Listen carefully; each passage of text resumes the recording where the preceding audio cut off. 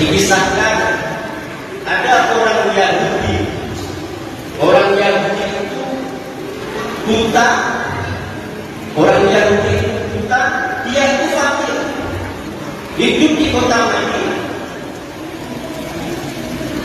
Dia itu setiap harinya ketika ada orang lewat pasti mengecek itu. Jadi di Madinah itu ada orang Yahudi, ya, fakir, buta.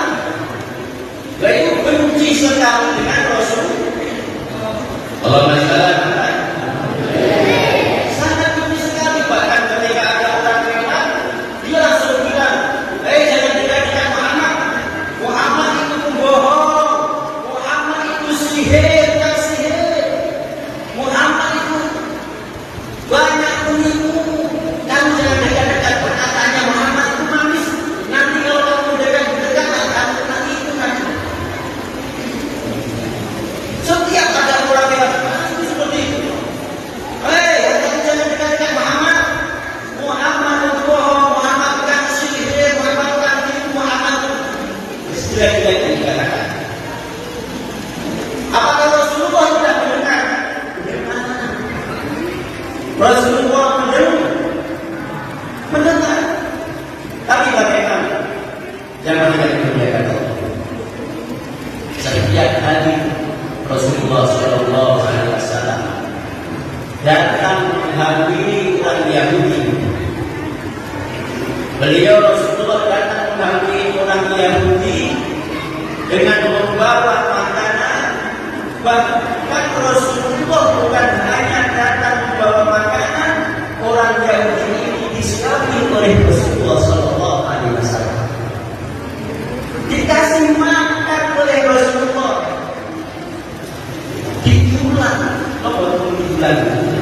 Disuapi oleh Rasul. Dengan ikhlasnya Rasulullah, dengan ketulusannya Rasulullah, orang Yahudi ini walaupun non-Muslim, walaupun setiap hari menghina Rasulullah, tapi Rasulullah tetap apa?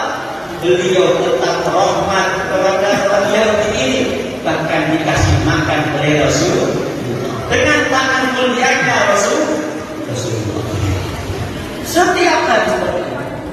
Pada setiap hari Rasulullah ini, kalau kita bagaimana? Boro-boro kasih makan, lihat aja nggak mau. Kalau kita bagaimana, Pak? Kumpul. Orang-orang menang ya. Bagaimana Bu? Kalau kita satu ya, langsung datang ke rumahnya. Enggak, Rasulullah. Artinya apa?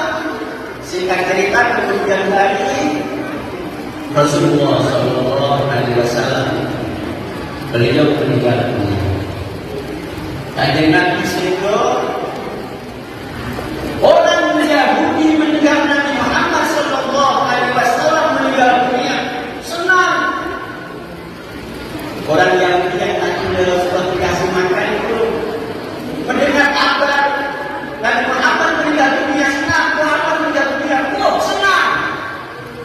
Musuhnya meninggal dunia senang. Setiap hari dicela-cela, meninggal dunia senang. Akhirnya apa?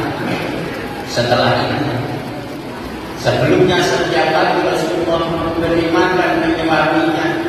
Saat Rasulullah meninggal dunia, orang fakir, orang Yahudi ini menunggu orang yang setiap paginya menyuapinya.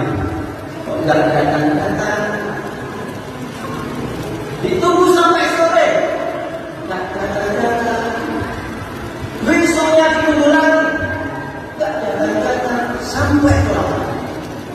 Akhirnya apa? Akhirnya apa yang dilakukan oleh Rasulullah diganti oleh sahabat Abu Bakar radhiyallahu anhu. Diganti oleh sahabat Abu Bakar asing. Karena sahabat Abu Bakar tahu kebiasaan Rasulullah setiap hari memberi makan orang Yahudi. Akhirnya melanjutkan sahabat Abu Bakar asing melanjutkan apa yang dilakukan oleh Rasulullah. Sahabat Abu Bakar datang. Walaupun sahabat Abu Bakar juga tahu bahwa orang ini suka nyela sahabat Nabi.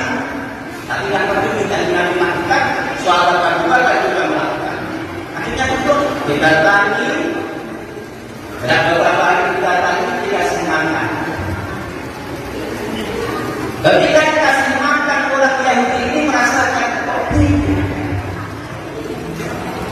kok ada beda. Mana seruan lembut orang yang kita setiap pagi itu memberi makan? Mana kasih sayang? Ada perbedaan antara kajian Nabi dengan sahabat Nabi.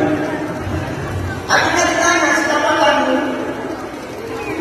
Setelah ditanya sahabat Nabi Bakar menjawab, saya sahabatnya orang yang setiap pagi memberi makan kamu, yaitu dia itu adalah sahabatku, yaitu Muhammad. Orang yang setiap pagi memberi makan kamu itu adalah sahabatku, yaitu Nabi Muhammad Sallallahu Alaihi Wasallam.